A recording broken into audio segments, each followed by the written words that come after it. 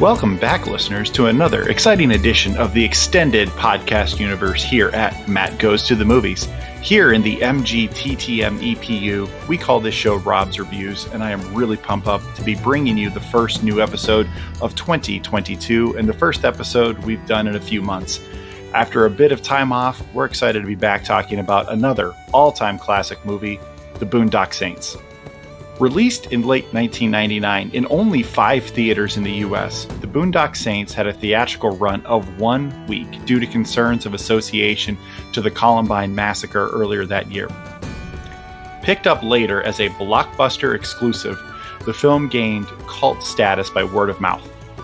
In another example of where audiences and critics disagree on a film, Saints currently sits at a 28% critical score on Rotten Tomatoes based on 29 reviews, but 91% audience score based on over 250,000 ratings. You can currently stream the film on Amazon Prime as of the date of this recording. Starring Willem Dafoe, Sean Patrick Flannery, which is easily the most Irish name of anybody in Hollywood, Norman Reedus, David Della Rocco, and Billy Connolly, The Boondock Saints was written and directed by first-time filmmaker Troy Duffy, who was inspired to write a film about 2 guys taking down bad people after watching a drug dealer take money off of a dead body across the hall from his apartment. The theme of vigilantes taking down evil people who seem somewhat untouchable is a popular storytelling theme with notable examples like Marvel's The Punisher standing out. When government red tape, bureaucracy, and corruption permit criminals to get away with oppressing the little guy, there's few things we as an audience love more than watching regular people say enough is enough and drop a toilet on a Russian enforcer from 5 stories up. So to help me break down what makes this cult classic film an all-time great movie, I have once again invited my brother back to the show. Eric, welcome back. It's been a minute, hasn't it? It's been at least 4.5 minutes. At least. Yeah.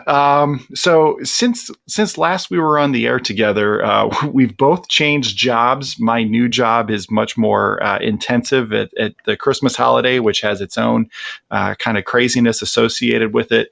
And it's been tough to get time together where we can sit down and watch something.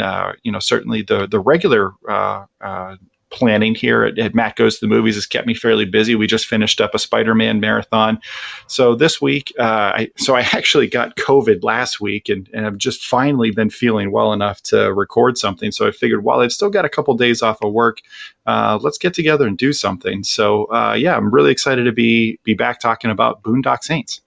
Yeah, I know like you have a crap load going on, not just with the real human stuff, but Marvel's been dropping stuff, and you've got Book of Boba Fett to talk about. So you've been busy, and stuff's going on with both of us. And here we are to talk about a classic. Let's get into it. An all-time classic. So we're going to start with our first segment. It's going to be called Teaser Trailer. And Eric, what I'd like you to do is, if somebody's listening to this right now, trying to decide should they watch The Boondock Saints, what would you tell them to entice them to pick up on tap the button on Amazon Prime and stream this movie today? I would say if you appreciate any element from like an 80s or 90s action movie and just give it a spin with like Irish Americans, clearly heavy drinkers, love to fight, but they have like some kind of nobility to them. Spin that with like Punisher, the vigilantism, just only taking down bad guys. There's plenty to wet your whistle. If you're looking for action scenes, there's a lot of like kind of like you want to stand up and cheer kind of stuff. It's massively entertaining, and that's really what we want from a film when we're talking about one. Yeah, definitely high entertainment value. And as I was watching it, it kind of reminded me how many elements of previous films that you and I have reviewed here on the extended podcast universe are present here. There's these guys definitely in their living space would feel right at home with the narrator from Fight Club. I mean, they live in a total dump. They're working class guys who like to drink, smoke, fight, and wear dirty robes.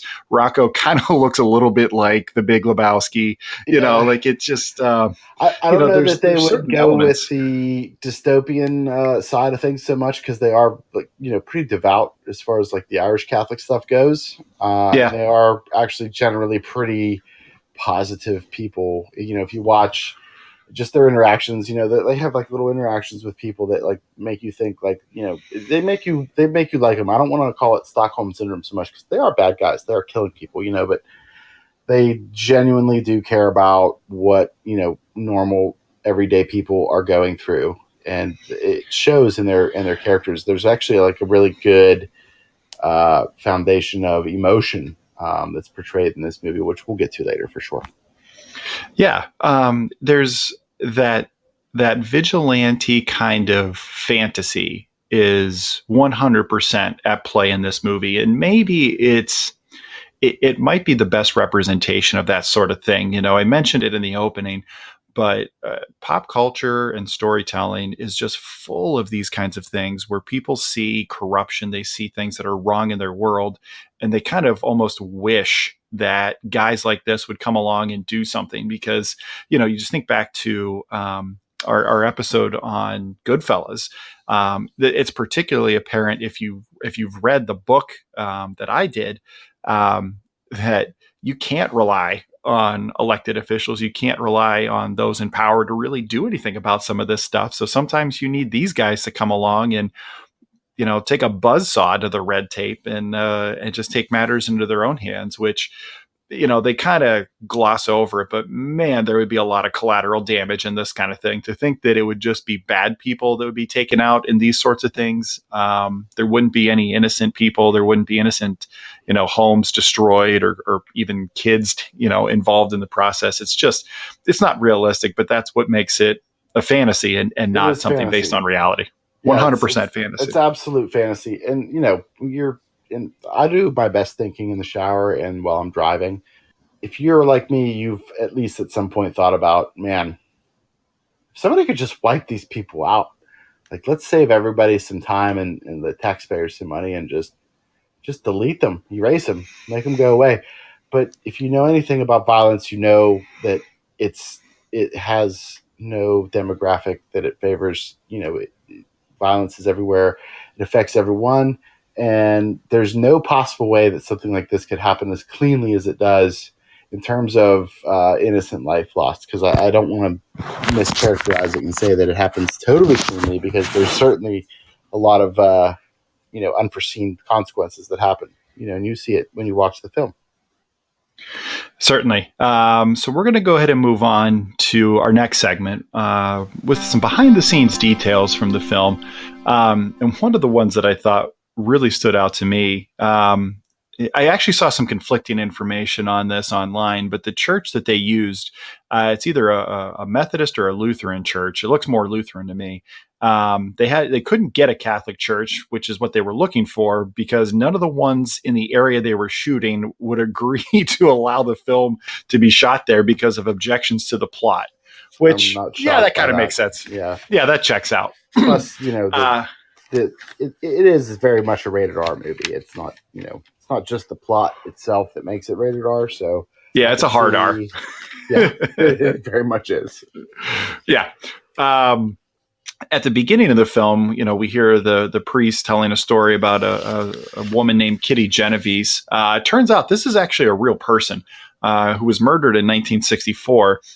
The New York Times, though, has since come out and admitted that details of their story were actually pretty inaccurate, and that it wasn't quite. This story is actually famous for, being exactly the way the priest tells it. People just kind of standing around and not doing anything, not stepping up to help out when they could have. But it turns out those details were actually inaccurate and exaggerated. You wait, hold on, pause. You're trying to say that the media doesn't always tell the truth? Yeah, it's a stunner, right? I know. What? And that Yeah, and that the retraction somehow didn't make anywhere near as much waves as the initial story itself. Go Yeah, the figure. retraction goes like on the bottom of the fold page, like 47. Yeah. Nobody cares. Yeah, nobody looks at it. As they say, if it bleeds, it leads. The prayer that is used in the film, don't bother looking for what part of the Bible it comes from. It was written specifically for the movie, not based on anything that's actually there. It's not biblical. Total body count. Yeah, total body count. Eric, you want to take a guess what the total body count for the movie is? Ooh. All right, hold on. Let me just do some super quick math because I did just watch it like 2 hours ago for like the 97th time. But I know the Russian meetup at the hotel, because that's when that Greenlee gets busted on when he says 8, but it's 9. Yep, there's 9 for sure. They make a big deal of that. I will go with 26. There are 33 people and 1 cat that are killed in the course of this movie. The last detail that I've got, unless you have anything else, Eric, for some behind the scenes details, there was a sequel to this movie. So this comes out in 1999. The sequel, All Saints Day, is released in 2009. Not exactly as well remembered as this movie is. Eric, I know you just finished watching it. Anything you would like to add about that, spoiler free for anybody who hasn't seen it? Is it worth their time if you're a fan of the original movie? All right, spoiler free. I do recommend watching it at a minimum 1 time, but really I encourage you to watch it more than once. I remember the first time I watched it, I actually bought it on DVD like when it came out, like I think because it was like a super limited release in theaters for like only a little bit, and then it came out on DVD later. It was almost bad enough to be a direct-to-DVD release. My first viewing of it was massively disappointing. I was so bummed because the biggest problem I have with it is they really like leaned into it too much. Like everything that they thought, every type of like, they must have scoured forums and everything on the internet, every little detail they picked up as like good feedback, they leaned into it and they accentuated it, and it almost became a caricature of what it was supposed to be. So like it made a lot of the stuff that was really good and a lot of the stuff that worked, it made it not good. It made it bad. It made it not work. And that was like such a bummer. So I will confess, I think I've only seen it twice before tonight. So I watched it again tonight. I will say that, and maybe it's just my oldness, I don't know, but I've become more accepting of things and try to appreciate the vision of the artist behind it. And there is genuine entertainment value to this film. If you watch the sequel, I really would recommend you watch it more than once, but I don't have a ton to say about it besides that. There is some cool info that I can't not mention. Julie Benz, she is the actress that plays Eunice, who's the FBI agent who basically replaces Willem Dafoe, that role. She actually was the actress who plays Rita from Dexter, if you're a fan of Dexter. She's fantastic. And also Pittsburgh native. She was born in Pittsburgh. Good job. And she also voiced Miranda Keyes in Halo 2. So if you didn't know that, that makes her that much more awesome. Oh, that is a cool behind the scenes detail. So that's the second film. There was on again, off again conversations about a third one. But the third film is set to begin production in May of this year. It was announced in November of last year, but they're going to move forward with it. Norman Reedus, Sean Patrick Flannery, and Troy Duffy all set to return. So, Eric, did you have any additional behind the scenes details besides what I had? Oh, nothing really. Just there was always, so like the way that the second film ends, they really do like set it up like, hey, there's a third one coming. It's one of those things. But like there was always like some kind of announcement about how stuff was pushed or delayed or canceled. So, I don't want to be a wet blanket, but as far as the Boondock Saints 3 goes, I'll believe it when I see it.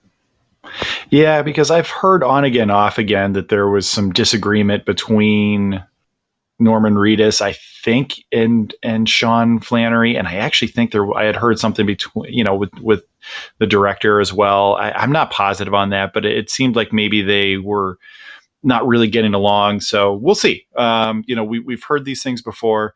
I think this might be one of those ones where, you make a sequel to a film that you love so much. And maybe it doesn't necessarily, and I'm thinking specifically of the second Matrix movie here, where on your initial viewing, you have these expectations that just simply cannot be, you can't reach them. There's no way that what you have in your head is actually going to be what you get on screen. And then when you give it some time and you come back to it later and you actually give it its own due and remove those expectations, because you've kind of, I don't want to say you've already been let down, but you already know what to expect and can just enjoy it for what it is. Sometimes it's a better viewing experience overall. We're moving to another segment here. It's one that's kind of become somewhat popular with the films that we've picked, Eric. I don't know what that says about us, but we're going to call this segment F-Bombathon, where I want you to try to guess how many. So we talked about the body count, but I want you to try to guess, and I'll give you higher or lower, until we get there. See if you can get it within 5 guesses. How many F-bombs are actually used in the Boondock Saints? Well, according to my internet resources, it's 239. You were low. I had it at 246. Oh, that's a little bit higher. Okay. But I think that's partly because it depends on, like, if they get out, like, the F, the U, and the C, but they don't get quite to the K sometimes in some of the scenes, especially where Rocco gets pretty close to using it almost as every part of speech in one scene. So it depends on, I guess, how you count some of those. If you just drop the K off of some of them, but I think he actually uses it 246 as a direct object in one of his sentences. Yeah, I believe in one case it's a verb with an adverb describing the verb, and it's also the subject of the sentence, which is pretty impressive. Which is amazing. Yeah. Wow, I think we've lost 3/4 of the audience right there. Sorry, everybody. Yeah, that's getting. I mean, that's a bit nerdy even for the normal audience we have. I want to throw some alternate castings your way to see what you think about some of these actors that were considered for different roles. I love it when you do this. This is like one of my favorites, because we don't talk about this. Just so everybody knows, like, you can believe me or don't, but we really do very, very limited pre-production.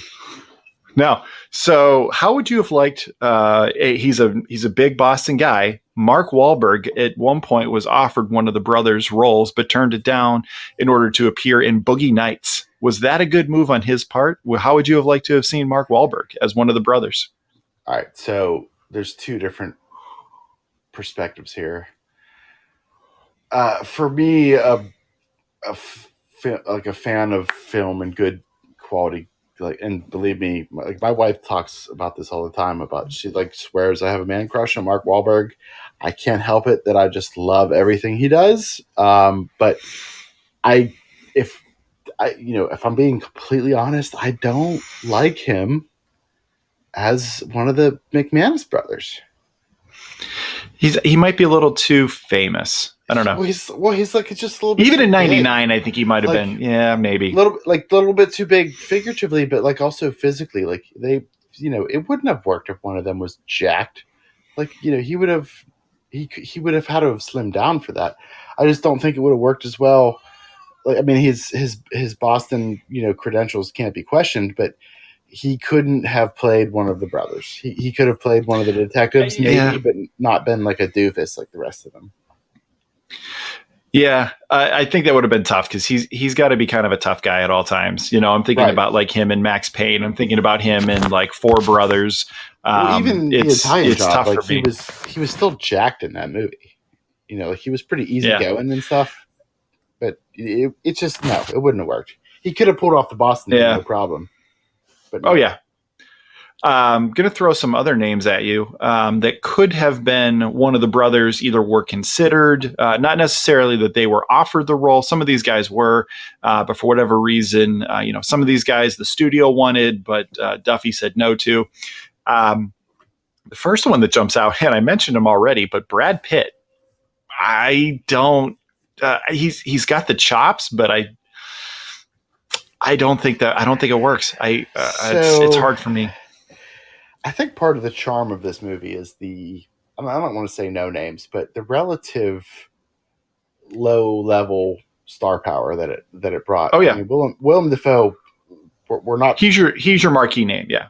Believe me, we're not trying to minimize the talent of anybody that's in this film because I think they all do really well. But it isn't. It's not a blockbuster.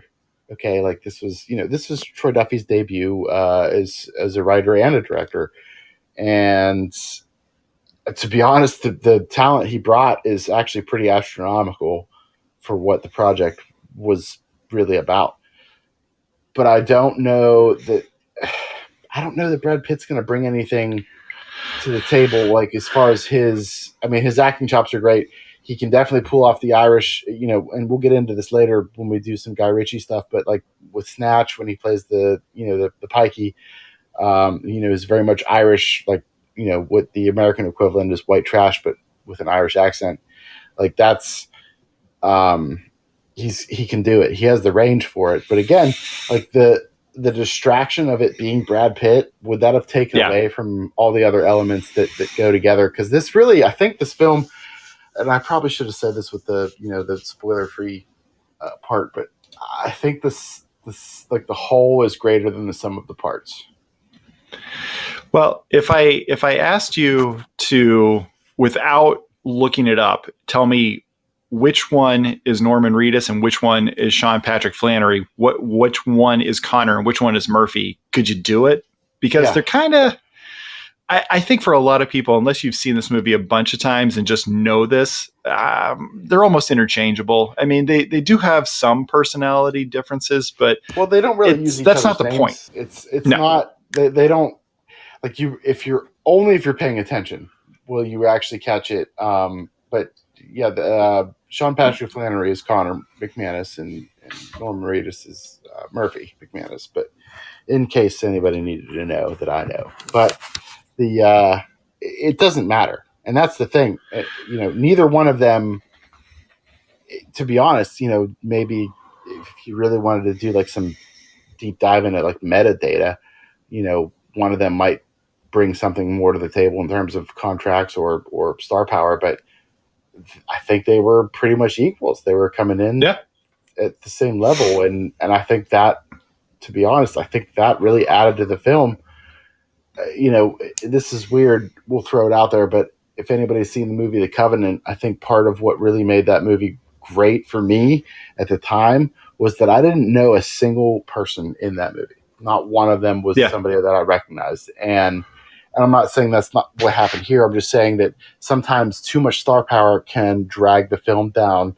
And anybody who's familiar with anything in Hollywood, they all have at least a handful of stories about some kind of star that ultimately the fact that they were who they were destroyed what the art was. And we're here to talk about the artistic awesomeness of everything. So, I think that they did a good job with keeping it low level, not trying to talk crap on Willem Dafoe because he's obviously a marquee guy, but he was the star and he wasn't even the main character.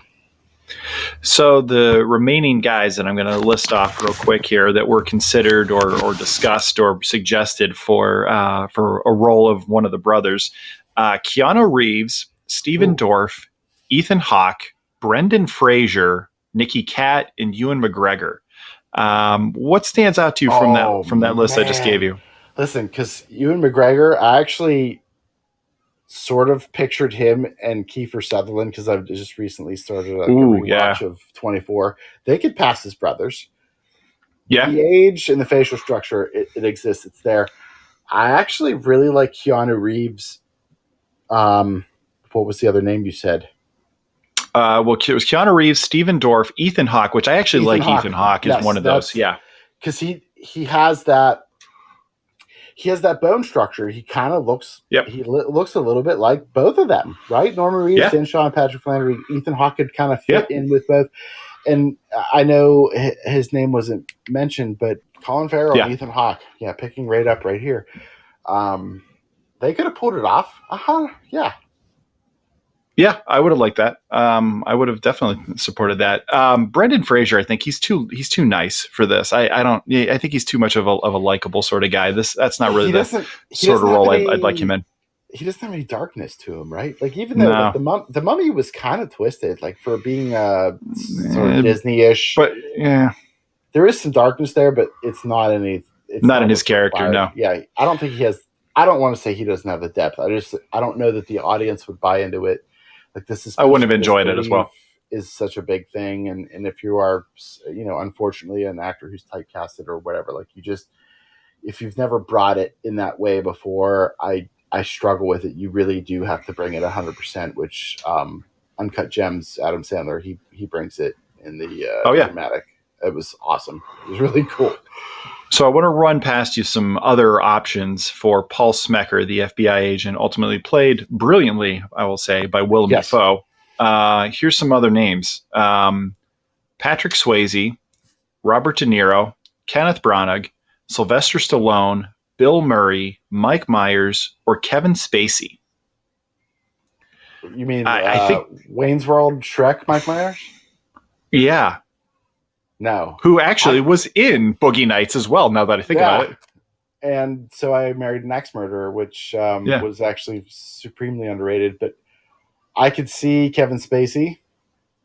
I actually think Kevin Spacey would have crushed in that role. Yeah, I definitely could see that because he does. And if you watch House of Cards at all, and we're not ignoring the fact that he's a douchey scumbag weirdo toucher without permission. Yeah, this is just looking at acting chops, his abilities separate from anything he might have done as a person. Right, he can be authoritative, which is what if you're talking about like in that film, the absolute highest level of authority on the side of law was FBI. Okay, never rose above that. He could be authoritative. He could have fit that role. I think 100%. I think it would have been good. Actually, I think Patrick Swayze could have been good. Robert De Niro, I'm not sure. I mean, he's a great actor, so he would have. I don't know if I would have enjoyed it as much. Sylvester Stallone, no, honestly, I can't see him. No, it's not. He needed to be more articulate. That role was a higher intelligence than Stallone can portray. I'm not saying he's a dumb guy. I'm just saying that the actor of Stallone is a kind of a meathead, 5'8" meathead, but still meathead. I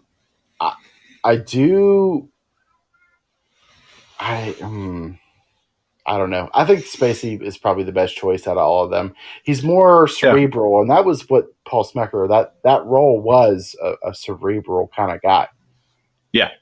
You need somebody who can really just and let me just go ahead and say over the last couple of weeks here, I've had the chance to see Willem Dafoe several times in film with the Spider-Man rundown that we've covered here on Matt Goes to the Movies, as well as the most recent No Way Home theatrical release.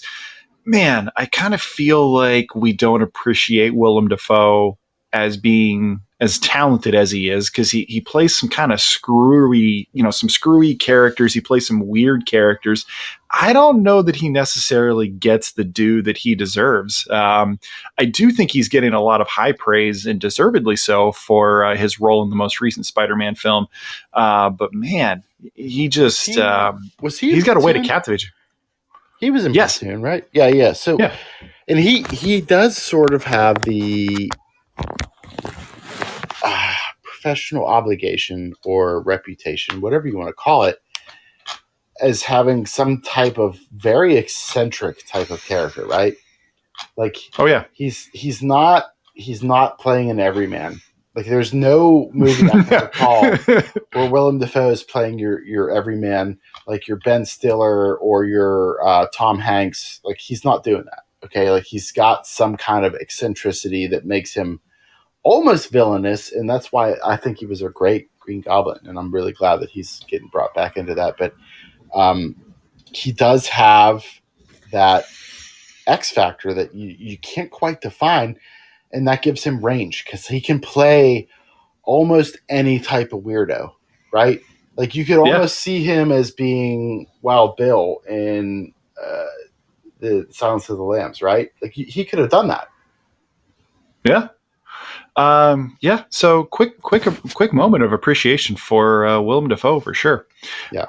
Want to move on. We're going to kind of combine least favorite scene and favorite scene with just general what works about this movie and what doesn't. So, Eric, when you think about Boondock Saints, what works about this movie and what is your favorite scene? So Why I is this think an that all-time classic for you? you know how like everybody knows the phrase beginner's luck, right? And I can vouch for this in terms of golf. Golf is an extremely difficult game. And if you've never played it, you'll go out and you'll play your first ever attempt is not going to be a miserable failure, but it's not going to be as bad as you think it is. You're going to do much better.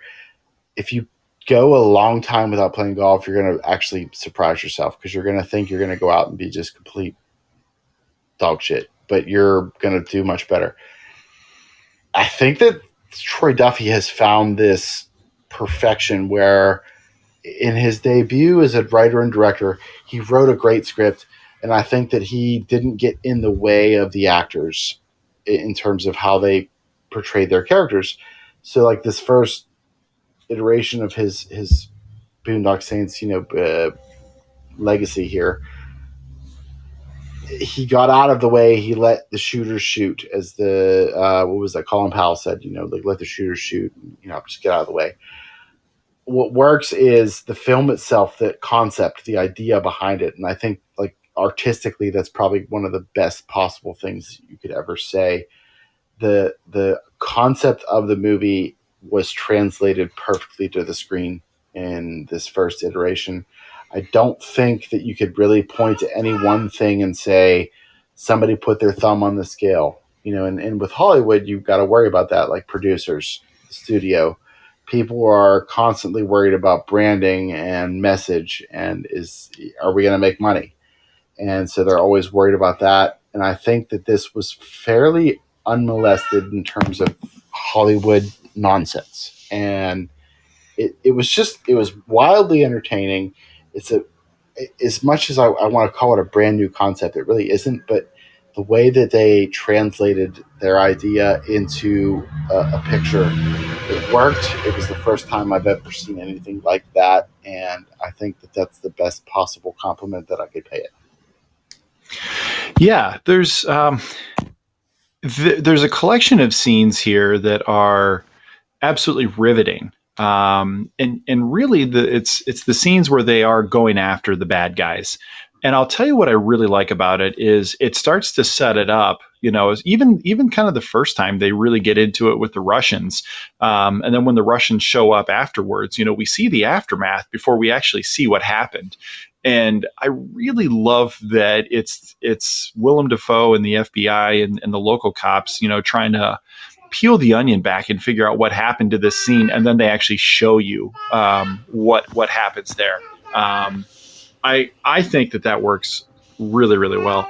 I do like a lot because there's like 3 or 4 different scenes when they're reconstructing, and they're kind of like they're showing you the result and they're letting you kind of interpret possibly what happened, and like you're kind of experiencing it at the same pace that Willem Dafoe and the Boston PD detectives are experiencing it, and then they replay it as it actually happened with the McManus brothers, and it's really cool because you see like, oh my god, like if A plus B equals C, you're looking at C and you're thinking, holy crap, how could this possibly have happened?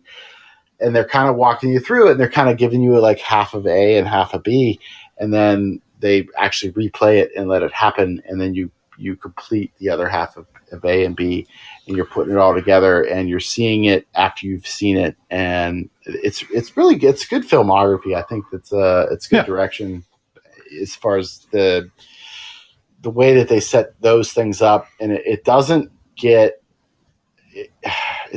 like gadgety. It doesn't feel like they go to the well too many times. No, it's really well done. I think that's a great way to put it. I particularly like when they're taking out the hitman, and Willem Dafoe is actually there narrating what happens alongside the action. When they put him into the scene, that I really, really like. He's got the finger guns out and his shoulders are Yeah. going back and forth. I really actually like that part of it. Well, they do that a Pretty couple much times. everything he's in. They do it at least one other time with the when Il Duce finally shows up the first time. He kind of is in it as it's happening, instead of like him sort of like copy pasting and recreating what happened with what he's observing. It's sort of like simultaneous, like he's observing it as it actually occurred. They sort of like like it's like some video mixing, if you want to sort of like call it that, where he's sort of putting it together in his mind the exact same pace that it actually occurred, and it does look really cool whenever they kind of mix those two things together. Especially when he's very dramatic about how he's doing it, and this happens in the sequel as well, with Julie Benz. She does sort of the same kind of thing as far as the recreation, and that is something that does carry over, and I do appreciate it. I actually really, really like that they did that. Yeah, I think that's probably one of the things that really makes this movie stand out. It's those scenes and the fact that we don't get just here's the action scene, here's them going after the killers. I think the way that it's presented really does make it separate and stand apart. I also love that when they're going after the first 9 mob guys, and they're in the duct and they're climbing around in there, and they end up getting into a fight as two fight. brothers would. Yeah. Yeah. That whole scene is just hysterical to me, because here they are, they're trying to do something really, really challenging. It's likely they won't get away with this unscathed. They get into a fight in the ductwork. Because Sean Patrick Flannery, like he's the one who's like trying to be serious, right? Like he's trying to be serious, I should say, because they're both very serious, but he is trying to be serious about what is in front of them.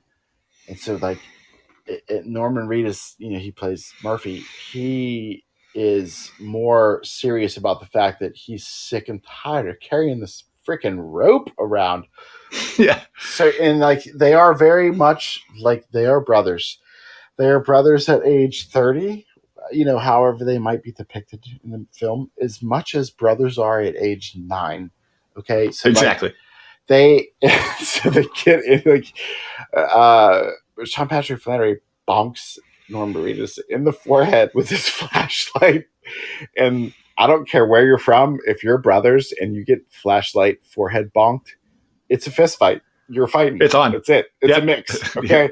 Yeah. And that's what happens. And they do it. And, it works so well because you're sitting there. And if you have a brother, you believe everything you're seeing. Yeah. And you're just, it works. It's true. It's good. It works. That's great. Yeah. And I think what that really highlights is just the chemistry between those two actors. They do work well together on screen. When the film wants you to have them presented as brothers, they're in lockstep. They put their sunglasses on the same way. They smoke a cigarette the same way.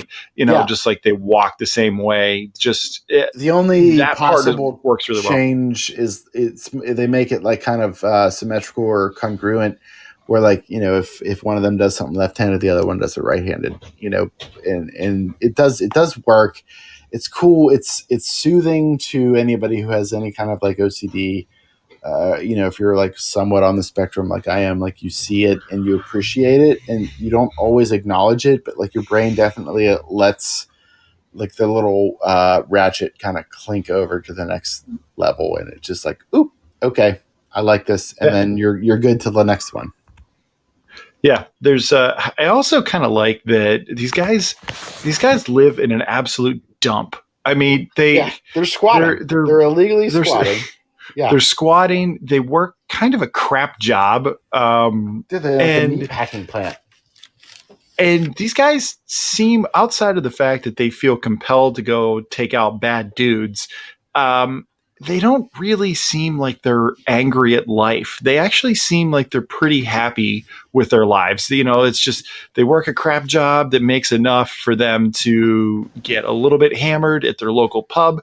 They hang out. They have friends that it seems like they enjoy, and that's kind of their life. Yeah, And they're okay it's with it. Like they don't it doesn't seem like they're motivated by material wants or needs. Like no. no part of them grabbing all this stuff. It's not like they're trying to like loot these guys like watches and pinky rings and stuff like that, to try to improve their conditions. Like it's kind of interesting in that way. It's not a get ahead. It's not capitalistic. It's more ends justify the means. Like if we gather these things, then we can use that to further what it is that we need to do, Yeah. not what we want to do, what we need to do, because it is a conviction. Like their devoutness, the religion definitely plays a very heavy role in this. It's almost the dichotomy of what is like the difference between morals and ethics, because you can be like morally sound, but like you maybe aren't able to cross an ethical line. And there's a struggle between what's that this is a terrible bad person, and like what the law says, and there's certain ethical things that go into that versus moral things where it's sort of a more of a we answer to a higher power. We are judging you as worthy of death, and that's kind of where the plot struggle exists with that. Yeah, and this is actually, I mentioned the Punisher earlier, but it particularly the religious element that you just mentioned reminds me a lot of John Paul Valley, who's Azrael in the Batman universe. So sweet, so Definitely, sweet. yeah, definitely has some real connections here. Using religious reasons for assaulting and murdering bad people. Eric, what's your favorite scene? Go ahead and let's. So we talked about what works. What's your favorite scene in this movie? Favorite? Oh man, I really like three of them, and I hate that they're so close to the beginning of the film. But I really like the entire introduction, and I will sort of give it a pretty healthy, liberal time frame in terms of an introduction. I love how they show that they are very much brothers. They are very much Irish. They're very much devout Irish Catholic, but they're also like immature and they like to joke around, and they're very much blue collar. And so like the beginning part is great, and it shows their character, right? But then the scene with the Russians, like their first encounter, and then like sort of fast forward a little bit whenever they start like recounting it to Willem Dafoe and telling him what happened, and it like you actually get to see the emotion in Sean Patrick Flannery's face when he's handcuffed to the bottom of a toilet and he's pulling up with all of his might to dig into his wrists with blood dripping down to rip that toilet out. And it's all not for his own survival, because at that point he's not in danger, but it's to go save his brother. And so like that part of it is super super cool, because like you really do see legitimate emotion in his face. And then like that whole scene is cool. Willem Dafoe's recreation of that scene is very cool. And then whenever they are in the air ducts and they're fighting like brothers do, and then they accidentally drop through the ceiling and then they just start drilling people. It's so cool. And right out immediately after that, they start messing with Rocco. Those that like that Because little, why not? I mean, at that point, right. you just taking out all these mob guys, mess with your friends. I would consider that probably like the end of the first chapter, sort of maybe venturing into the second chapter of the film. I think that whole first section is really that's my favorite. So my favorite scene is not actually one of the hits. I love the scene in the confession booth where Willem Dafoe's character, he staggers in. He's maybe still a little drunk. He's definitely at least hungover, and and Rocco's got got got the priest hostage, and then he's being held hostage himself, and just that whole scene. And I love the way the priest, the actor who plays the priest, I love the way that he plays it, because he's obviously, you can see four very separate motivations from each of those characters. You can see what Willem Dafoe's character is trying to accomplish in that scene. He's trying to get some stuff off his chest, and I love sort of the fact that he plays with that a bit. Like, he's not a religious person, but here he is anyways, looking for just advice. The priest is trying to do his priestly duty while still being afraid for his life. And that back and forth, I really enjoy.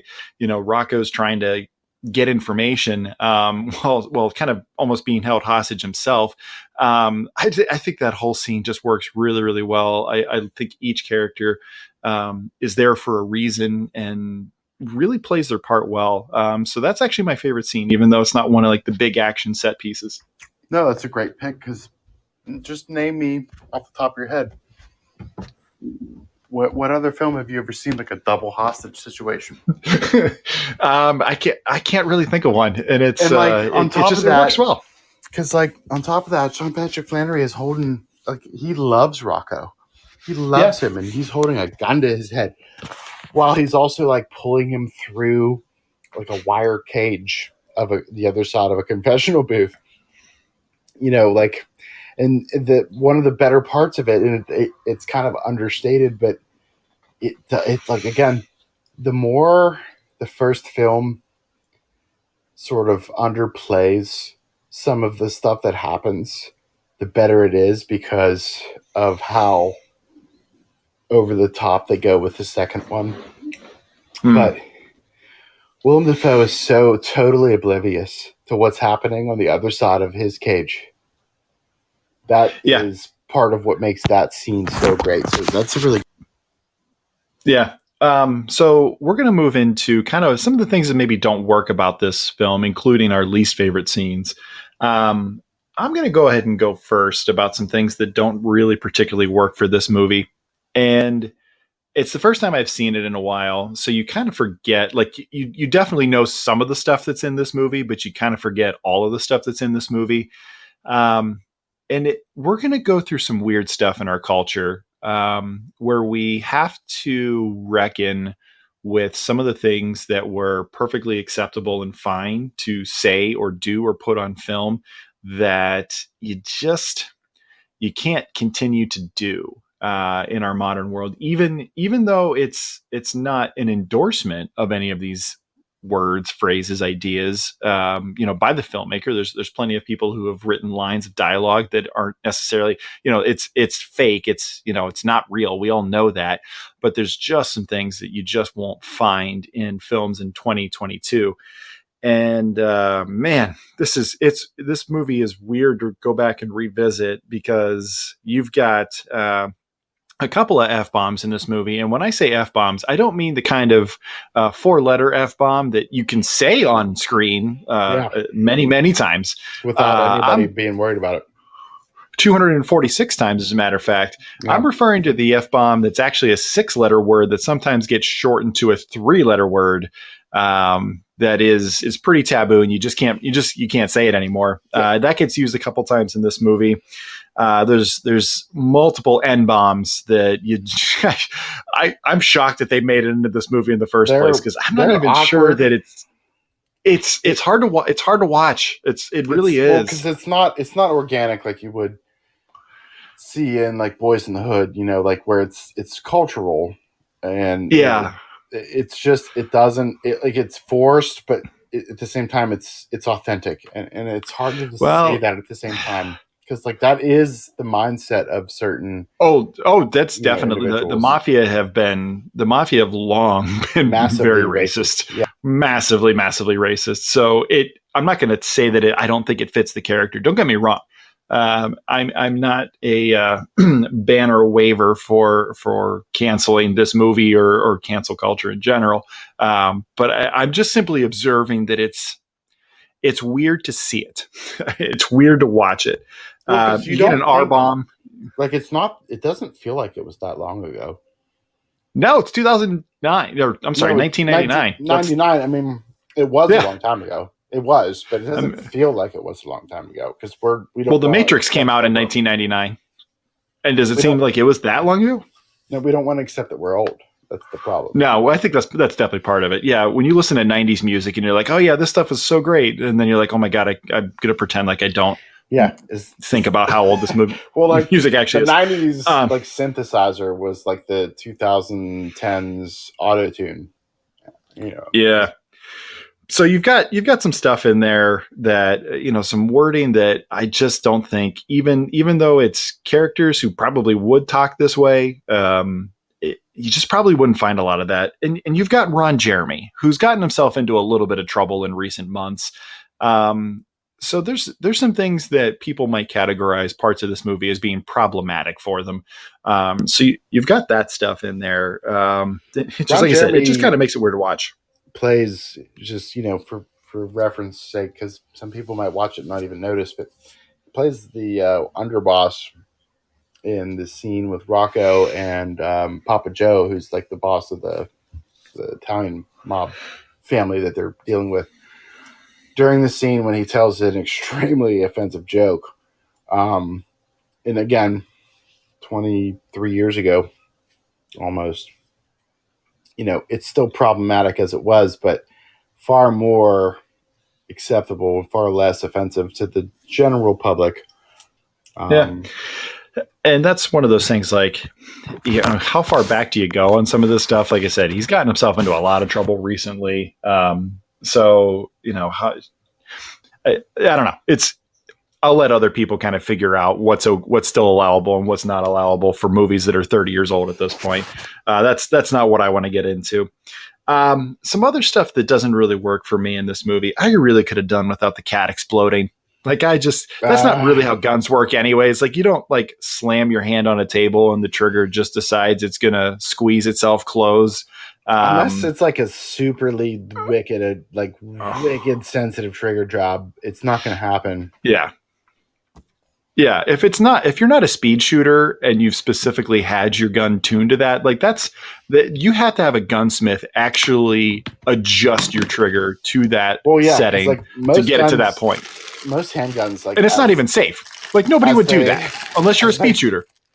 As they come off the line, the trigger pull is actually pretty significant. Like, that's part of the reason why. That's like part of like a gun like review is like, what the weight is on the trigger, how much how much force you have to put on it before it'll actually, pull the hammer forward. I will say, as an animal lover, my wife and I, we rescued so many animals like over the years. It's ridiculous, but it is not enjoyable to see this, but the event itself in the film does create a couple different funny moments later on, like, it does. It's still just hard to watch. It is. The scene itself kind of sucks, but like, it's one of my like, quotable type of things. Like Connor, or I'm sorry, it's Murphy. It's Norman Reedus. Murphy goes, "I can't believe that just effing happened," and then Rocco goes, "Is it dead?" And there's like a 6-foot diameter spray of cat splat on the wall, and he says, "Is it dead?" It's so funny. Like, I hate, because like no animals were harmed in the making of this film. I know that, okay, and it's kind of sick, but it's just, again, it's situational. Like, you can laugh at things that happen in fantasy without truly believing that that's something is funny. Like, if that happened in real life, I would be traumatized if I saw a cat explode. I would need therapy. My wall, like, that would bother me. I would wake up screaming. But like in a movie, I'm sorry, but it's so funny. I'm going to come with you. It is funny in context, but I still like it's it's a duality. Like I hate it and I laugh at it at the same time. I kind of want to talk about they come out of the kind of that nice house where they take out the hitman, and El Duce is waiting for them basically when they walk out the door. And I've never really understood how exactly it is that he knew where they were going to be. It's one of those things. It's they didn't really have GPS back then, but it's almost like he just sort of put those two guys into his GPS and just kind of showed up right where they were going to be. They still had, because it's not like anybody there. They still had pagers. Like that was part of like the big thing, how they found the Russians at the Copley Plaza. Yeah, it's a little weird that he's able to just kind of show up right where they would be, and that whole scene in general is kind of one of my problem areas with this movie, because these guys go from having pinpoint accuracy when they're shooting dangling upside down from a rope to all of a sudden they can't hit one guy with no cover in the middle of the street. And this guy, who's supposed to be, a total and complete badass, he gets Rocco's finger, but again, these guys are not standing behind any cover at all whatsoever. And he shows up and opens fire and doesn't get a single one of them, like in a kill shot. Like it. So like it's a bit credulity stretching. That it's problematic because for a bunch of reasons. Reason like number one, he is a senior citizen by every definition of the word, and he is not sprinting or diving or rolling. He is simply cha-cha sliding to the right. As he's shooting, he's dual wielding pistols, which is the least accurate way possible to shoot anything ever. Let's just go ahead and throw. I mean, you see dual wielding a lot in this movie. If you've never done it yourself, I promise you, the first time you do it, you're going to be worried about shooting your other hand off. You really are. Yeah. Because I've done it and I've held two guns out in front of myself, and I'm like, ew, I don't want to do this. This seems dangerous. Yeah. So. Like, it's not accurate because you're not, for gamer folks, you're not ADS. You're not aiming down sights for either one of those weapons. You're just not. You're really basically hip firing, but you're just holding it out in front of yourself. So, like, he's a senior citizen and he is only sidestepping. And they have, like, somewhat established ground. Like, they could take about 5 or 6 shots without worrying about getting hit. Even if he's moving to the left, like just aim to the left a couple steps.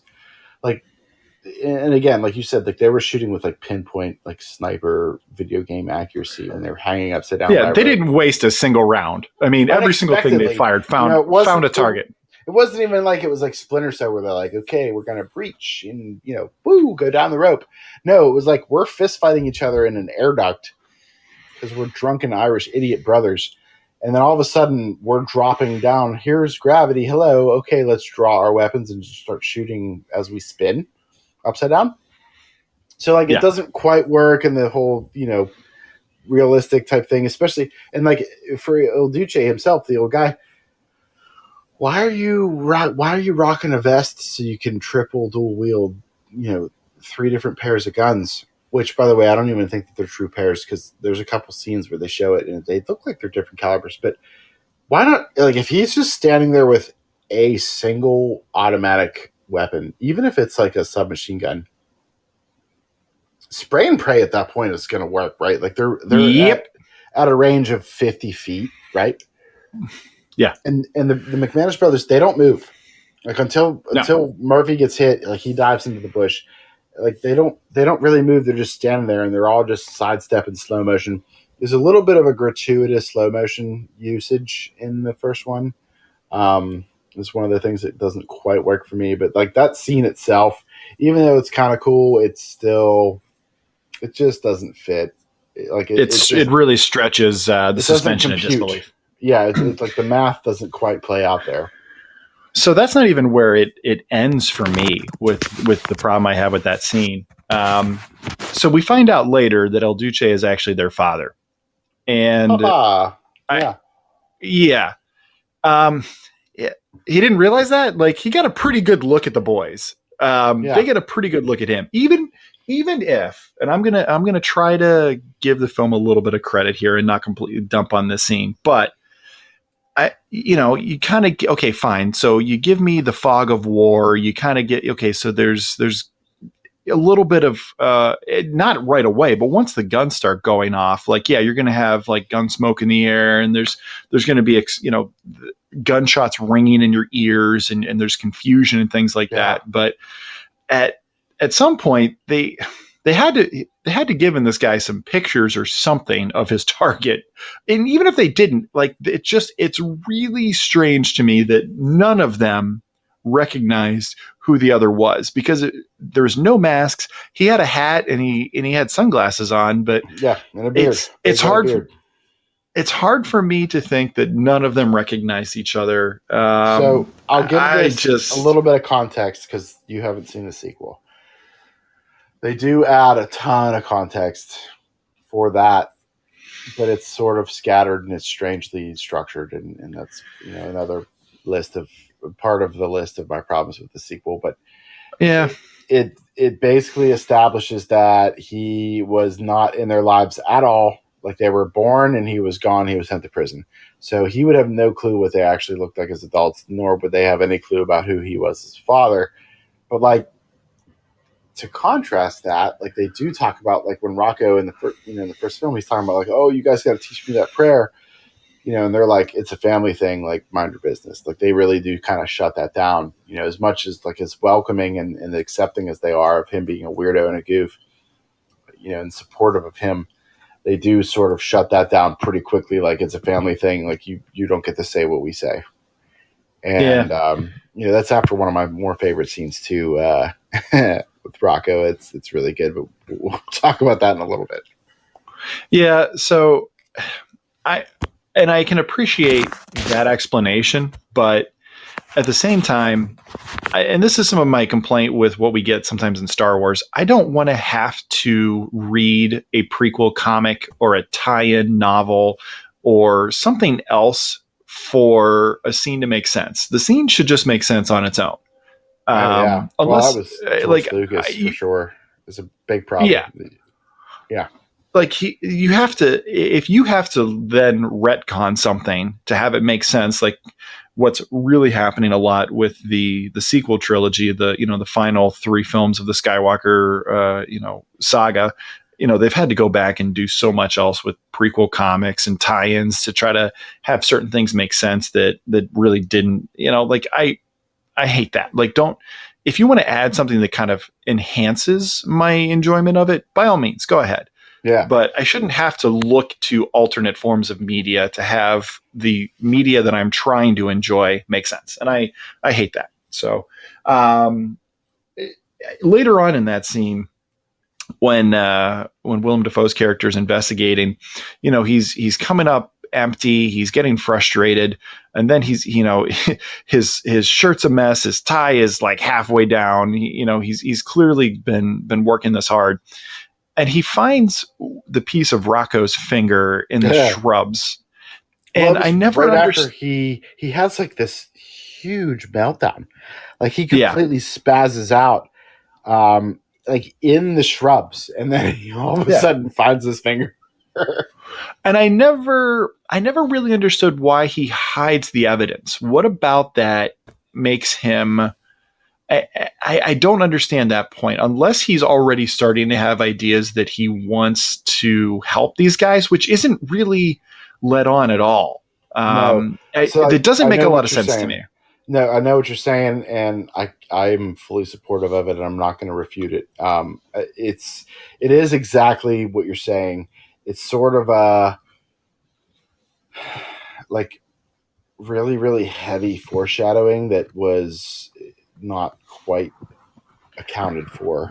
Okay, so Yeah, like it would have made more sense if he would have known a little bit more before he found that finger, right? Like yeah. If they you don't if you really want to tell use that as you, explanation, right, like they don't really tell you that he picks up on what's happening until way after he finds that finger, and like he's made the decision to help the brothers, and he wants to sort of be an accessory to all of this. So like finding that finger, if you're looking for uninformed, plausible explanation. The only thing I can possibly give you at this point is that he clearly has absolutely, positively no clue who that finger belongs to. And he just doesn't want to look like an idiot in front of any of his colleagues because, when he came in, he was the ace of spades, right? Like he was the boss bitch. He knew every single thing. He did his little opera, CD player headphones while he's examining the crime scene, and he's figuring it all out, and he's making fun of Greenleaf for getting shit wrong, and he's nailing it, and he's starting to unravel a little bit, which is cool. I do like that they have him unraveling, and it is progressive. It is similar to Fight Club, where Ed Norton's character starts to sort of unravel a little bit, but I do like that. But the point of him hiding the finger that he found, to me, doesn't quite work, because I found myself watching it again tonight thinking, like, I actually rewound it because I was watching my baby at the time, and I thought, did he just like pick up that finger and hand it to the girl who just got done telling him that the blood is useless because they, used ammonia on it? Like, did he just plop it in a little evidence bag and walk away? No, in fact, he didn't do that. He just walked away with the finger. And I thought, why would he do that? My first thought was absolutely, why would he do that? Why would he not just give that to them? Because if anything, he could say, I still am the big dick. I'm the cock of the walk. 100%. Yeah. It just doesn't make sense. Yeah. I don't really know. It doesn't track for me. That would be a question I would 100% love to ask Troy Duffy. Yeah. I kind of want to get to one of the last things that doesn't really work well for me before we get into least favorite scene. When they get to the end of the film, so they're going to execute the mob boss. They're going to take him out. They're going to do it in front of everybody, and they take their masks off and they show who they are before they take out Papa Joe. And yeah, for movie star reasons, you do that, but it really doesn't make sense, because it's going to make it that much harder for them to get to the people they're going to try to get to if everybody knows what they look like.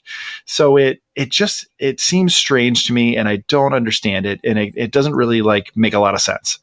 So, like, in terms of just being a smart criminal and like understanding how law enforcement works, that's a terrible idea. It was stupid. It's drama for the sake of drama. Because like they do like this whole speech thing, right? And that's like one of the things that doesn't quite work, because it's like the way that they play off each other, it's very staged. It's very much like they probably rehearsed that before they went in there, because how else could they have possibly played off of each other's statements perfectly the way that they did if they didn't like rehearse it like it's a goddamn musical? Okay? Can you imagine just like having them set up in their crap hole apartment? Trying to practice like sitting this. There, all right, I'm going to say this, and then you're going to come in and you're going to say that, and then like there's Il Duce's in the corner, and he's like, a rose by any other name, and they're like, no, stop that. So like, but it doesn't. I get it. It doesn't work. It works for the purpose that they're pushing. And they're saying like, oh, we're here to reveal ourselves. We've chosen you. It's almost kind of like a crazy psycho person manifesto, right? Like, like they're like bestowing some kind of honor on somebody who never asked for this honor, nor is it ever going to be considered an honor. Like, all of those people in that courtroom witnessed an execution. That's traumatic. You weren't chosen for anything. And like, so that part of it doesn't really function in today's world at all. And to think about, even in 1999, I mean, this is, pre 9/11, still getting out of the country as a very much wanted person is no small undertaking. And they are not guys of means. They don't, they sort of, they sort of allude to this. Again, it's kind of like a retconned thing with the second film, but like, it's sort of suggested that the Irish Catholic Church sort of is very much instrumental in protecting them and facilitating everything that they need to happen.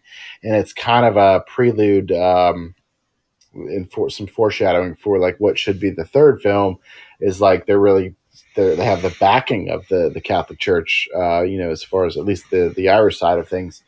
Um, so that you're right. It doesn't quite work. It works as a film finale, but it doesn't really work as a realistic. If we're doing this, like, why wouldn't they just walk in there and just blast them and then peace out? Like it doesn't quite make sense. Like they do, because to show their face wouldn't really ruin anything necessarily in terms of how they did things. Because at what point did they ever sneak up face to face with anybody?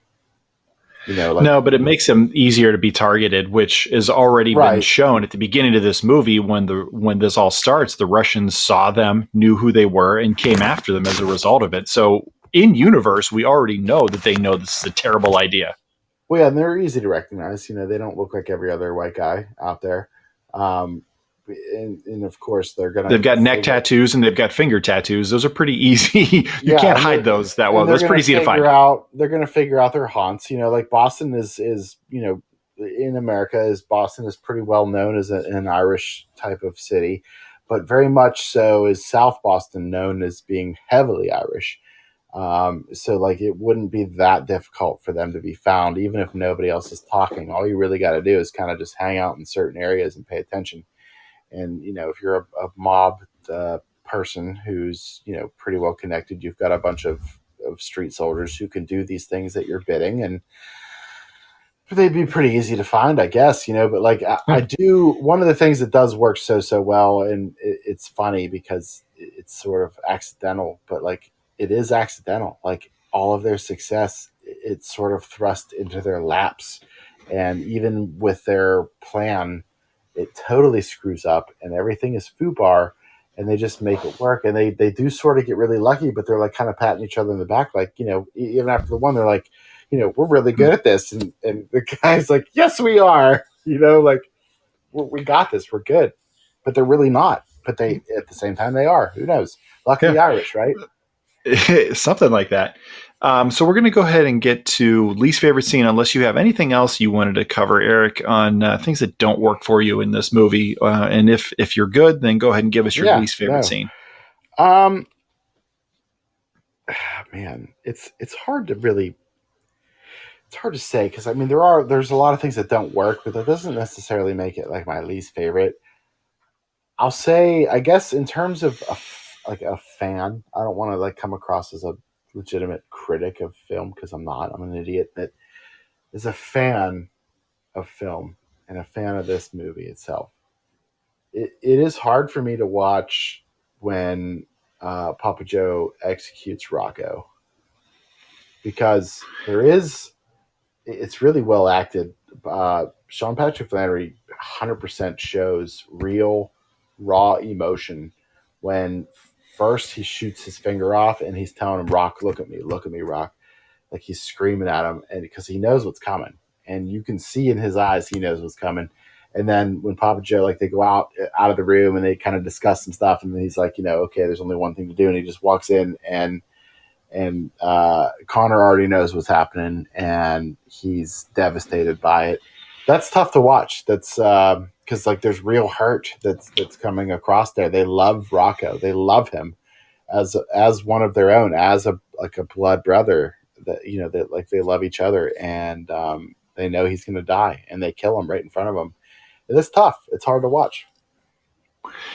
Yeah, so that whole basement scene in general, where they're basically having to like mess themselves up to be able to break out. It's brutal. It's well done, but it is kind of hard to watch, which kind of brings me to I'll call it my least favorite scene, not necessarily because I really have a problem with the scene. I think the scene I had the most problem with, I've already talked about with El Duce. But man, that cauterization scene where all three of them are Ooh, taking the iron to their wounds right yeah. after that, I don't ever need to see it again. Like I'm good. Like I've seen it as many times as I ever need to. And to be honest, Even there's without any audio, like they're playing like music over that the entire time, but like without any audio, you see it, right, but you can hear it, and you can almost smell yep. it or taste it, like you definitely feel it. And like I think they do it, and this speaks to all three of them as far as their acting goes. Like you can see they are serious as a heart attack when it's happening. And I actually Yep. think that it's filmed out of order. I think, or at least it's shown out of order, which is kind of cool. If you're not really paying attention to it, you might not pick up on it. But like the way that they're bandaged, and I don't think it's a continuity error. I think it's deliberate. Um, but it's kind of neat to see that because like you just get to see a different look of relief and different look of anticipation on each of their faces in a different order than you would have expected based on how they're bandaged. It's kind of neat. Yeah, it's tough. It's tough to watch. So we're going to move into our next segment, notable and quotable. But we're going to kind of move right out of it just as quickly as we move into it, because one of the things that I think makes a film an all-time classic, the kinds of films that we talk about here on Matt Goes to the Movies extended podcast universe, is the films that we love, and we love to quote these iconic lines in these iconic movies. But there's really not that many iconic lines in this movie. And most of the really good ones, they've got some language that doesn't really work for a family-friendly program like what we've got here at MGTTM. So, Yeah, Eric, unless there's something you can really think of, we're going to kind of just move right out of notable and quotable, because I just don't know that there's really anything that stands out. Most of the best lines either have a minimum of one full-on F-bomb, or they are part of a terribly offensive exchange of language that uses some taboo or slur type words. One I will mention that killed me tonight. It killed me because it's kind of it's one of those like throwaway lines where if you're not paying attention, you're just never going to pick up on it. But if you are watching it and you are kind of zoned in, it's going to kill you. It's when they go to the adult entertainment place to kill Ron Jeremy, and the stripper passes out. She's like in shock, and she's obviously topless. She's a stripper, and Rocco reaches over and grabs her breast, and the brothers see him do it, and they're like, "What are you doing?" And he's like, "Oh, I'll tip her." But like after that, he is like asking them like to let him kill the last two guys that are there, and he's talking about, he's like, "I'm such a moron," and he says, "You gotta let me make up for that tit thing." And it's so funny because he's legitimately looking for redemption, and he like just the way that he delivers that line, he's like begging them to not ever mention it again. Like, let me kill these two guys. Let me become a murderer so that you won't ever have to talk about the fact that I'm an awkward pervy dude.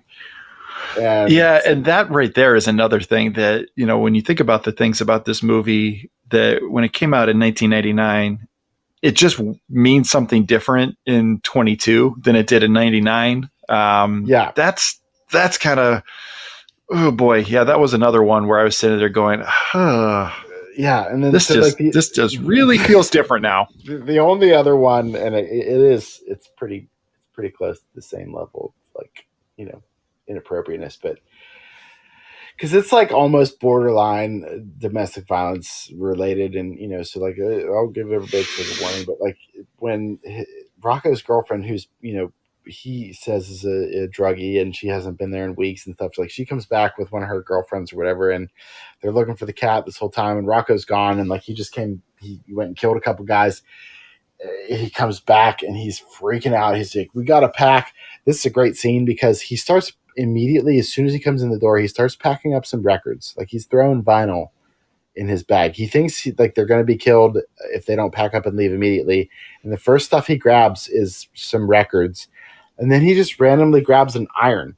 Like if I'm packing for my life, I'm not worried about an iron. I'm not worried about what my clothes look like. Yeah. Okay. So it's that's funny. But then he starts like, getting into what happened to the cat, that happens. And then like his girlfriend's friend like pipes up and is like, "You can't talk to that like that, you prick." And he screams at her and points a gun in her face and tells her to shut up. And then he says, "I can't buy a pack of smokes without running into 9 guys that you have bleeped," meaning, fornicated. And I gotta be honest, that's a great line. It's fantastic. If you feel like somebody that you really, really need to just totally and completely degrade, this would be the go-to line. I don't recommend anybody ever saying this to another person, like an actual person, human being. But in a movie, it was hilarious. The first time I heard that, I laughed eternally, and I found it extremely funny as far as like the writing goes. I thought it was really good, uh, and he pulls it off. He does a good job with that. But that's it. I mean, it's Yeah. and that's like the most tame of the rest of them. Like the couple that we mentioned. Yeah, and that's where, like I said, mostly we don't have a lot for this particular segment, Yeah, but the can't next get into segment it. we definitely do. So, one of the things that makes all-time iconic movies great is the characters, the great lines, the great scenes, but also the great music. So, something we debuted with our last show, where we talked about Gone in 60 Seconds, was a segment we call Eric's EPU Extended Playlist. So, Eric, why don't you tell us a little bit about the playlist that you have curated for this film? What can we expect from it, and how do we find it? All right. So, same as always, it's on Spotify. It's the MGTTM, which is the acronym for Matt Goes to the Movies. EPU, Extended Podcast Universe. And I've named this playlist Il Duce in honor of the Duke, as they call the McManus brothers' father. It's succinct enough and recognizable enough. I think that the title works, but you're going to get a ton of Irish influence here. Um, to be honest, some of the original score comes from an actual band called the Boondock Saints, which is partially Troy comprised Duffy's band, of yeah. Troy Duffy and I think a sibling of his. But there's some stuff by them. There's I think the obligatory, if you're going to do anything Irish, you got Drop Murphy's "I'm Shipping Up to Boston." That's how I open the playlist.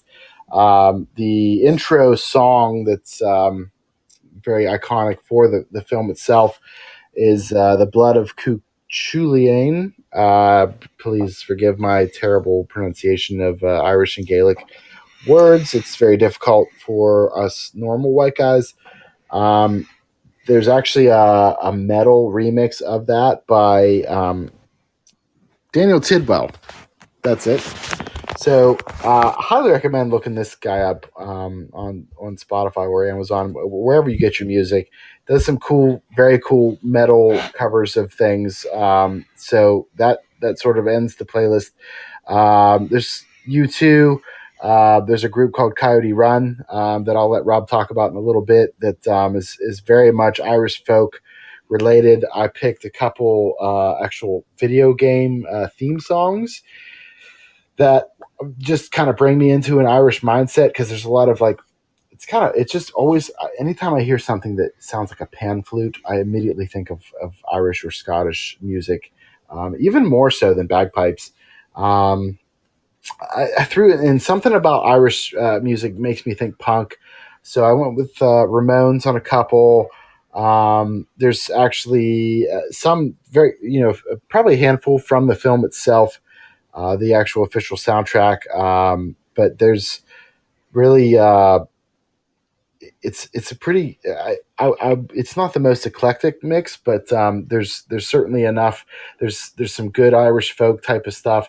There's some relaxing stuff. Jump Around by House of Pain. That's very much an Irish influence type of band there. Oasis is there as well. Um, Cell Dweller is another one that's kind of a unknown so much, but the song Switchback, the intensity of it kind of made me really, really sort of think about some of the kill scenes in this film. And then lastly, I try to always find a way to bring in my own personal uh, favorite type of songs, and Soundgarden is one of my all-time favorite bands. Really into grunge. I'm probably going to try to bring some kind of grunge element anytime I can justify it. And in this case, my connection is the fact that Chris Cornell, as a grunge rocker back in the day, used to have very long hair and never wore a t-shirt. But at some point he did cut his hair. And when he did that, the resemblance between him and Sean Patrick Flanery is uncanny. So it's amazing. Yes. It's incredible. Like Sean Patrick Flanery could play Cornell in a biopic about Cornell or Soundgarden or Audioslave or whatever they wanted to do. But to pick just one single Soundgarden song as kind of a little Easter egg was really difficult because I have a ton of favorites. But to try to keep something a little bit on message, on theme, I went with their track called Jesus Christ Pose because of how devout the brothers were in terms of their religion. So I felt like that was probably the most appropriate one to go with. But please check it out. Again, it's called Il Duce. It's on Spotify. You can search it up, MGTTMEPU, Il Duce. Listen to it and give us some feedback, please. I have a great time with this. So Matt will have those linked in the show notes as well, so you can find it there. It'll take you directly to it. Coyote Run, as Eric mentioned, is it's a band. I'm glad you included a couple of tracks from them. It's somebody that I got a chance to work with in my theatrical career, and it's his band, and I really enjoyed their music too. So it's a lot of fun. So I definitely encourage everybody to check it out. I know that I've heard some great feedback about the other EPU playlist songs that have been put together. A lot of people have responded well to those and enjoy those. So we're going to keep doing it. So make sure you check those out. We're going to move into kind of the last segment here, rewatchability rating and Pantheon points. So at Matt Goes to the Movies, we typically rate films out of 5 reels, which doesn't always necessarily work for something that we're calling kind of one of our all-time classics. And so here's kind of the scale that we use here in the EPU for Rob's reviews. If you give it a 5 for your rewatchability rating, it means you would watch it start to finish every time you're locked in.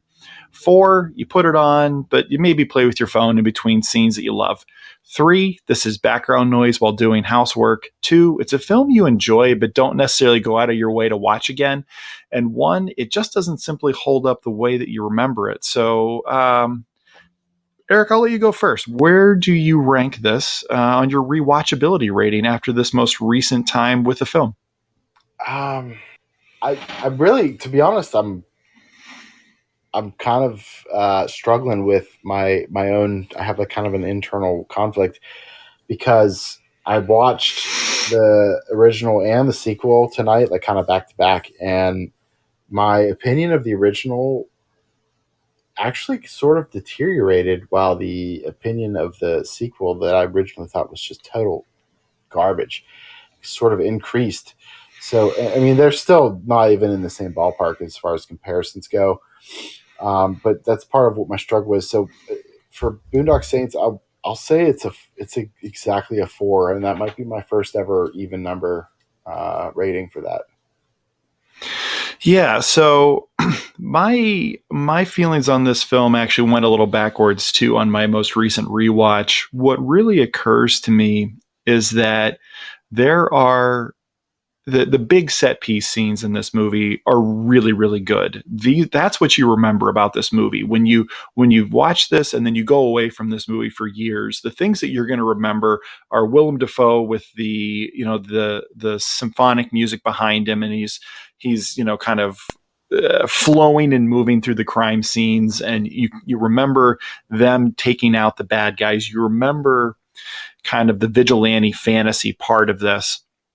And what you forget is that the scenes that kind of link all of these other big moments are kind of tough to watch. It's the cat getting blown up. It's them with the iron cauterizing their own wounds. It's the scene in the basement where they're getting the crap beat out of them, and Rocco's dead, and they've got to basically smash the cuffs over his hand.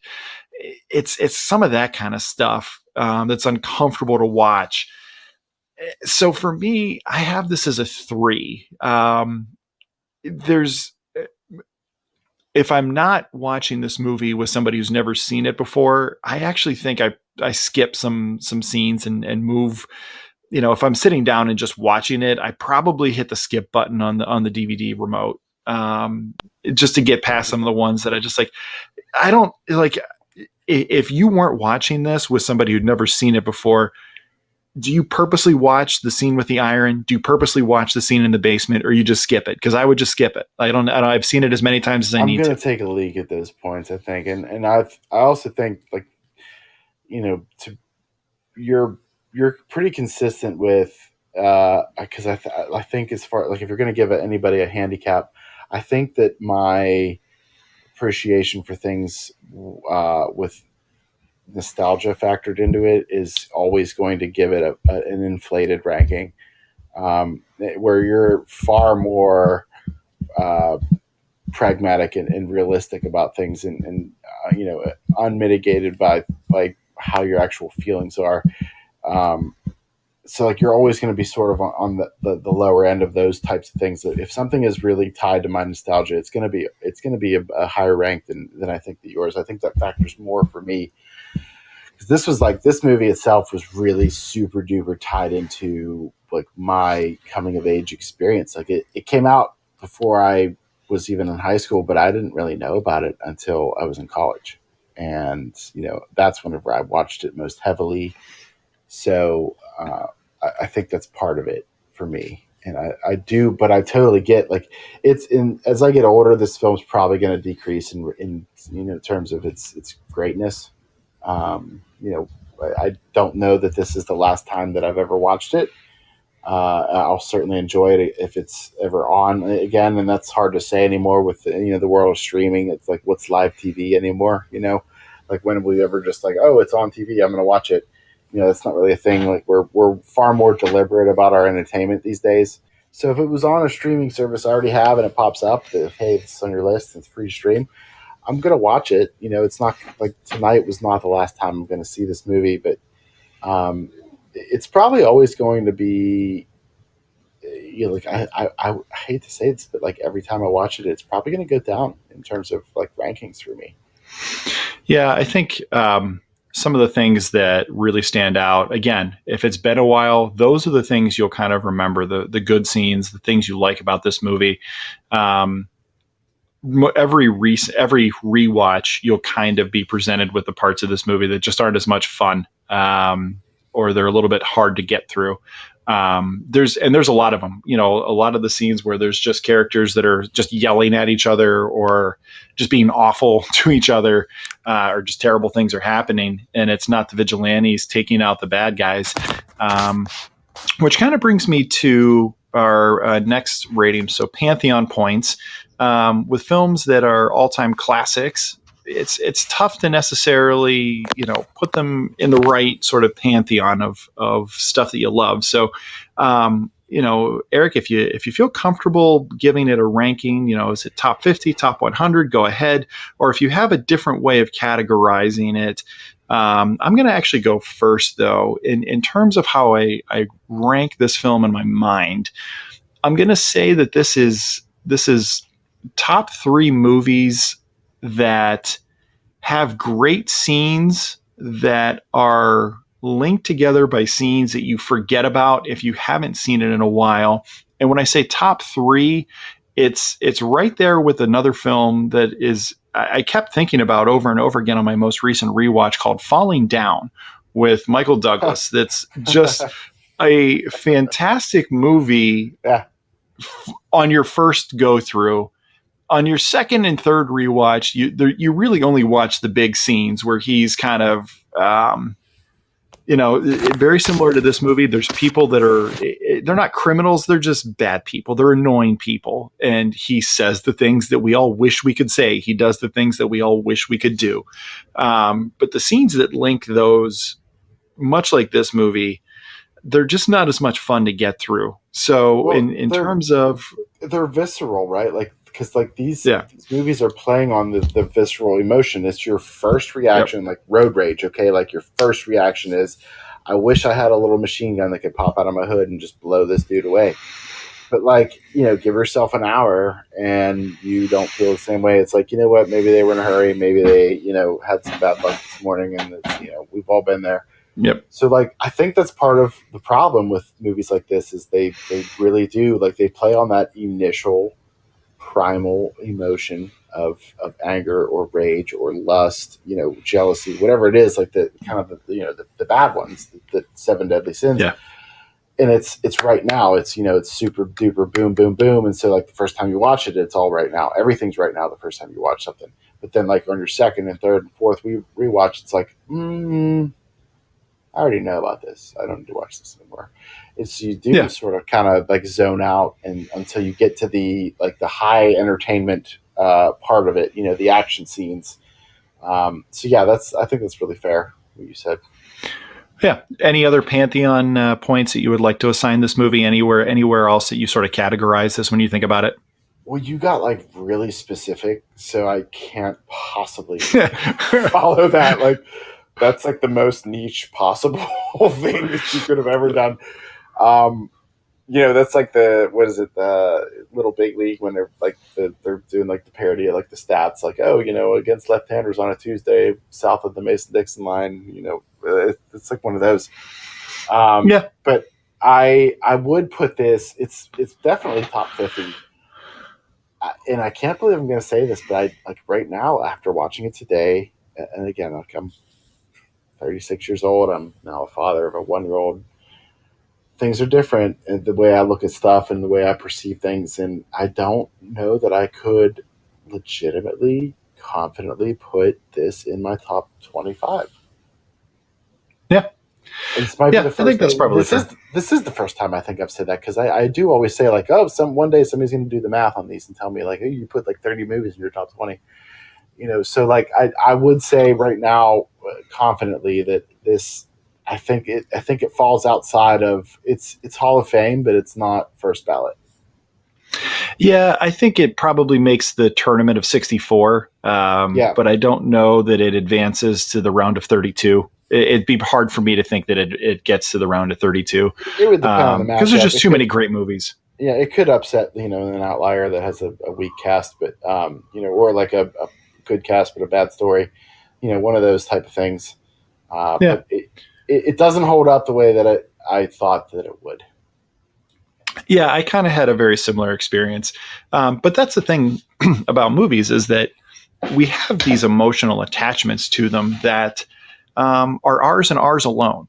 Even films that you and I have both seen 100 million times together, we have different levels of attachment to them, and that's what makes movies great. It's one of the things that I love talking about movies because of. It's going to resonate differently with everybody, and I really enjoy it. So that's going to about wrap it up for us here on Matt Goes to the Movies extended podcast universe.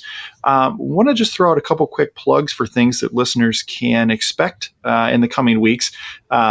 First of all, if you haven't had a chance to check out the Spider-Man marathon that we just wrapped up here at Matt Goes to the Movies. Matt and myself covered just all of the entire live action Spider-Man saga. So we started with the Sam Raimi trilogy. We hit the 2 Amazing Spider-Man films, and then we covered all of the MCU live action Spider-Man movies. Our friend Harrison from the Basement Binge was kind enough to join us for a couple of them, including the theatrical release that just came out of No Way Home, which was an unbelievable mega event that you just simply have to see if you haven't already. And then Harrison over at the Basement Binge has done kind of mini episodes on each one. So if you haven't had a chance to check those out, I highly, highly, highly recommend doing so. Other things coming from Matt Goes to the Movies. Go ahead. I have to interject. I'm not, and I love superhero stuff, right? But like not in the same way that other people are like super into the nerd culture of it. Like I don't read comics anymore. I used to, but I don't anymore. I don't really follow it that well. I actually just like in the last calendar year finally watched all of the MCU movies up until whatever happened after Endgame. But like I do have to wonder, as an appreciator of film and a very big fan of all things nerd culture, they really do Marvel. By they, I mean Marvel. kind of outdo themselves every time, right? Like how do they do it? Because like Uh, everything is sort of hyped, right? Like it's like, oh, this is like the big blockbuster thing. Like Endgame was such a big deal, it was and huge.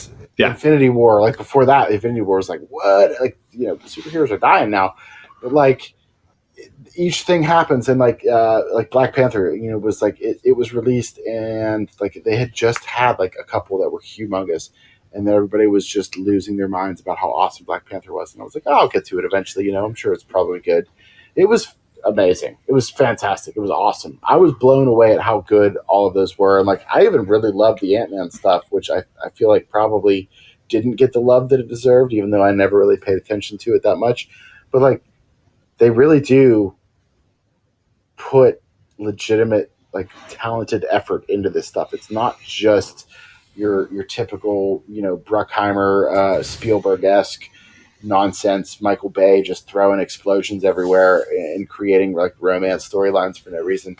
Like they do a great job, and I'm amazed. I don't know if they ever will run out of gas. I think It's impressive. interesting because Infinity War gets forgotten about for what a crazy, massive They turned the whole world spectacle. upside down. They turned the entire Well, comic book universe on its head. Infinity War was just this massive, massive mega moment that everybody forgets about because Endgame completely blew that out of the water. Yeah. And right now, No Way Home is kind of approaching that. For some people, it's exceeding what Endgame did. So if you have not caught up on all of those, or if you just don't think you're going to have time to go back and rewatch all of the Spider-Man films that lead up to and cross over into the most recent entry from the MCU, check out our breakdowns. It was a lot of fun to do. We really had a great time revisiting those movies. And in actually the case of the Amazing Spider-Man films, it was the first time I'd ever seen them. I'd just never taken the time to do that. And I'm really glad that I did, because I would have not enjoyed the most recent outing from Spider-Man had I not. And they're actually better than you realize. So I certainly recommend that.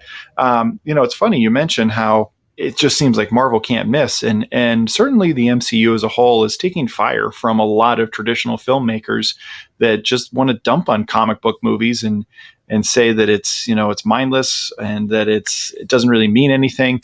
Which I would certainly disagree with. I don't think those people have actually seen it, but there's more to making a mega blockbuster than just adapting a comic book character and putting them on screen, because it's been done poorly. It's been done many Oh, times poorly. horribly. And that is one of the things that Matt will be celebrating here at Matt Goes to the Movies for the month of January.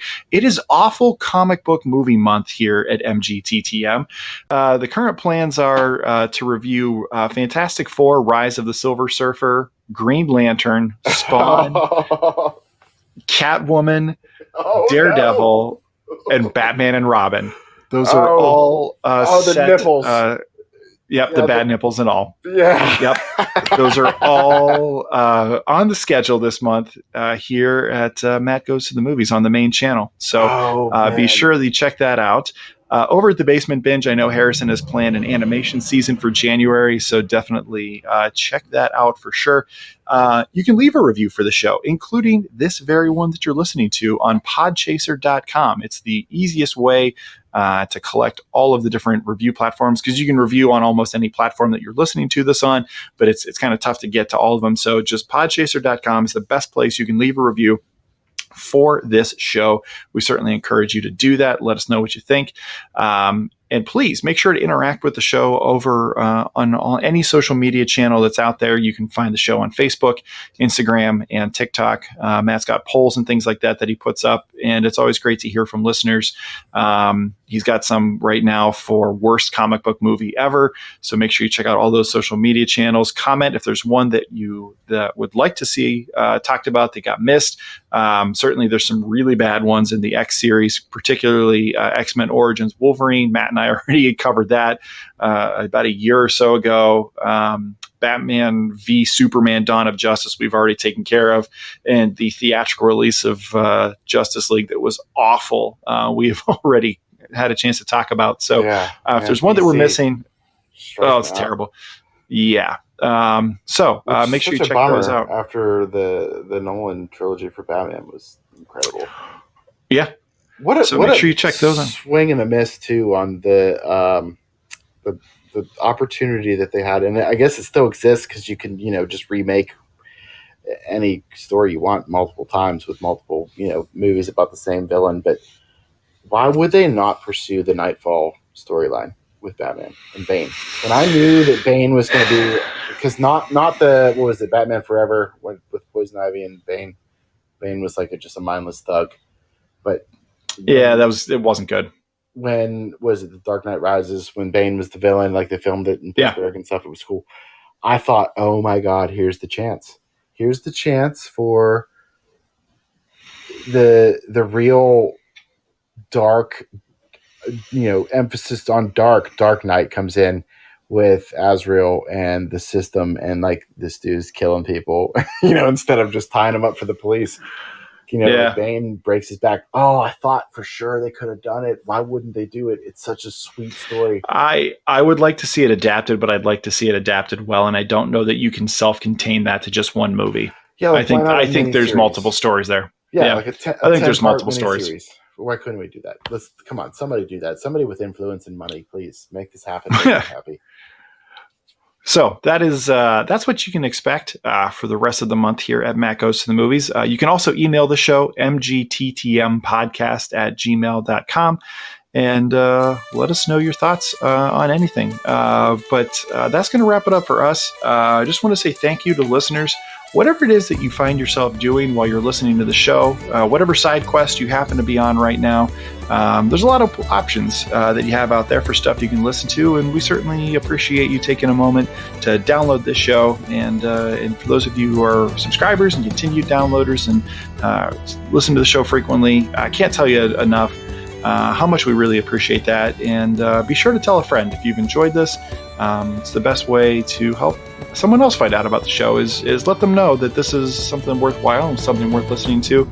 And Eric and I are looking forward to the next time we get a chance to record something. We've got a couple things in the works. Make sure you check out the extended playlist for this show, MGTTMEPU El Duce. Will get you to some music that'll get you pretty excited to watch this movie again if you haven't seen it in a while. So on behalf of myself and Eric, thanks again, listeners, and we'll talk to you soon.